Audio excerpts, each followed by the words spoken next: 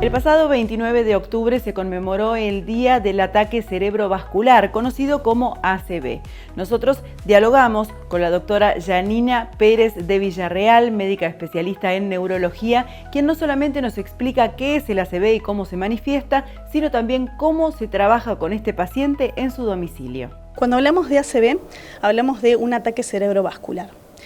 En los últimos años se cambió esa palabra, antes hablábamos de accidente cerebrovascular, pero la palabra ataque simboliza por lo menos una conciencia mayor en la población y además porque sabemos que hay factores de riesgo que se pueden evitar, que el ACV en muchas de las ocasiones de los pacientes que lo sufren son evitables.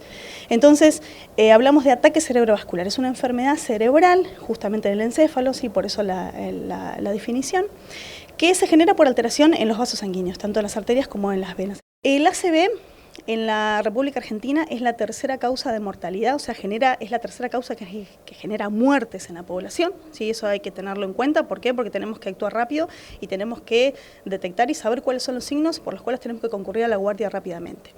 Y se estima que más o menos más de 60.000 casos nuevos por año, ¿sí? Y la mitad de los pacientes que tienen ACV generan secuelas. Van desde las secuelas muy graves hasta las casi imperceptibles. Aquellos síntomas que hay que tener en cuenta, por los cuales la gente tiene que prestar atención, aquel que sufre estos síntomas que ahora voy a comentar, tiene que ir rápidamente a la guardia para concurrir de urgencia.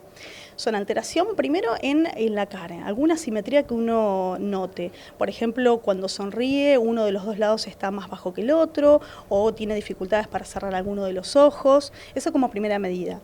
Después tenemos que tener en cuenta alguna debilidad en tanto los brazos o en las piernas, que por ejemplo me cueste levantar alguno de los brazos, me cueste levantar alguna de las piernas o sienta que no puedo mover de los dos lados al mismo tiempo o con la misma fuerza.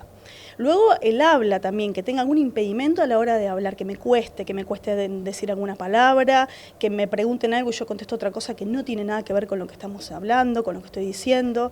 Y lo fundamental es el tiempo, hay que concurrir lo más rápidamente posible porque el tiempo es cerebro, es el dicho que tenemos nosotros, y habla de la rapidez con la que podemos instaurar el tratamiento, es totalmente equivalente a la cantidad de neuronas que vamos a salvar. Entonces eso es fundamental.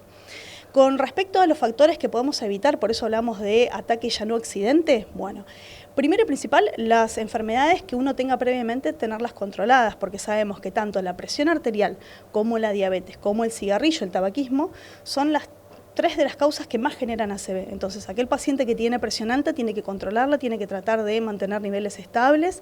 Si está tomando medicación, no dejarla, continuar siempre con el seguimiento con el médico que lo trata. Aquellos pacientes que tienen diabetes, también tener controlada el azúcar, hacerse un chequeo anual o cada 6 meses, depende la patología y la gravedad que tenga cada uno. Aquel que fuma, tratar de no hacerlo, es difícil, pero bueno, por suerte se cuentan con lugares especializados para ayudar a para abandonar el hábito tabáquico. Y obviamente tratar de tener una vida saludable, hacer actividad física, porque además de mejorar, digamos, los factores como para no tener una ACV, mejoran la presión, mejoran los valores de azúcar. Sabemos que una alimentación saludable es fundamental. Entonces, esos factores que uno puede modificar, bueno, hay que tratar de no tenerlos justamente para evitar los ACV. Uno sabe que tiene que llevar adelante una vida saludable, todos estos consejos los tomamos en cuenta, por supuesto, pero a partir del momento en que aparece un ACV en una persona, seguramente deja secuelas. ¿Cómo se trabaja con esas secuelas en el domicilio, cuando llegamos a una internación domiciliaria?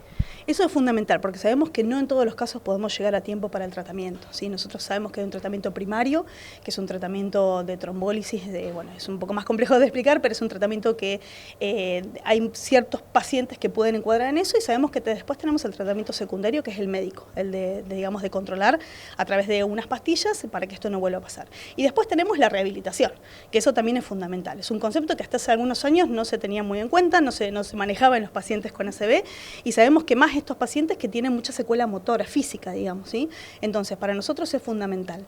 Primero es fundamental comenzar con la rehabilitación lo antes posible. ¿Y a qué me refiero con rehabilitación? Me refiero a la rehabilitación física, con kinesiólogos, con terapistas ocupacionales, la rehabilitación psicológica, obviamente, que es también importante, y los controles médicos y los controles de signos vitales, que es fundamental. Nosotros, desde la empresa, desde Dar Salud, lo que generamos es, tratamos de que el paciente ni bien llega a su casa, ni bien tiene la externación temprana o el tiempo que sea necesario, comience ya a tratar de recuperar esa función que se le fue quitada, ¿sí? Esa función que el ACV le quitó, bueno, ya sea fuerza en un brazo, fuerza en una pierna, dificultad en el habla, bueno, lo que fuera que el paciente tiene como consecuencia, tratar de volver en lo posible al estado donde previamente, y si no, tratar de adaptar al paciente a que tenga la mayor funcionalidad e independencia posible.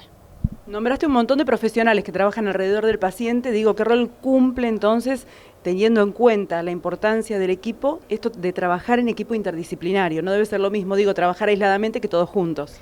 Es fundamental porque nosotros lo vemos que la tasa de recuperación y la tasa de éxito, el éxito es dependiendo de cada paciente, ¿no? Pero es fundamental porque vemos que trabajando mancomunadamente entre todos los especialistas y algo fundamental, con la familia también, que eso es parte fundamental para nosotros trabajando las tres patas de la mesa, los profesionales, entre nosotros, el paciente obviamente que tiene que poner su granito de arena y la familia, el apoyo de la familia es fundamental.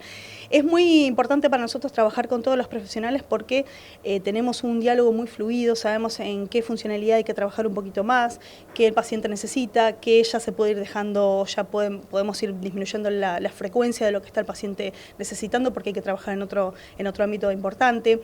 Y además nos comunicamos de una manera mucho más fluida a través de las aplicaciones, a través de la tecnología, y que eso nos ayudó mucho.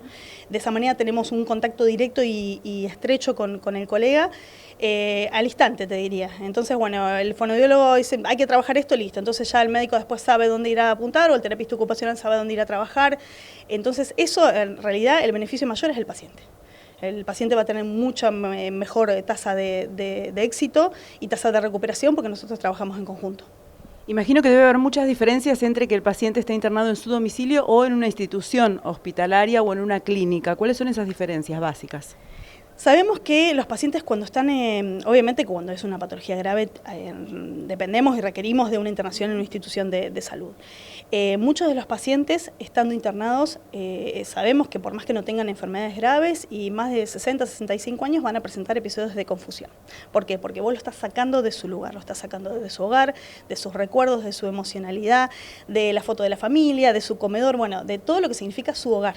Entonces, si bien se trabaja y es importante que la recuperación y la rehabilitación comience en las instituciones de internación, el trabajo que se hace en el hogar es distinto. ¿Por qué? Porque contamos con un paciente que no tiene que estar trabajando con ruidos extraños que no conoce, con a veces internaciones en lugares que no sabes, la luz del día no la conoce porque está la luz artificial todo el tiempo, las 24 horas, que está con compañeros que no conoce, ruidos extraños, situaciones de salud que no son las más adecuadas para iniciar una rehabilitación.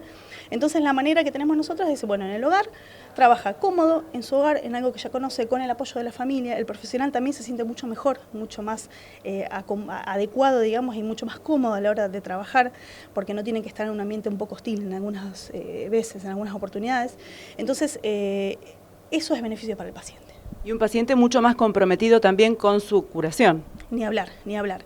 Hay que también, un poco el mensaje es brindarle a los pacientes que las internaciones, las rehabilitaciones domiciliarias, las internaciones domiciliarias son fundamentales. Porque no es solamente, bueno, tuve el ACV, me fui del hospital o me fui de donde sea que estuve internado y ya está, y ya pasó y me voy a recuperar solo. No, esto necesita trabajo y tiempo. Y mientras antes lo podamos comenzar y mientras más tengamos apoyo de la familia, mientras más tengamos colaboración del paciente, muchísimo mejor el camino final.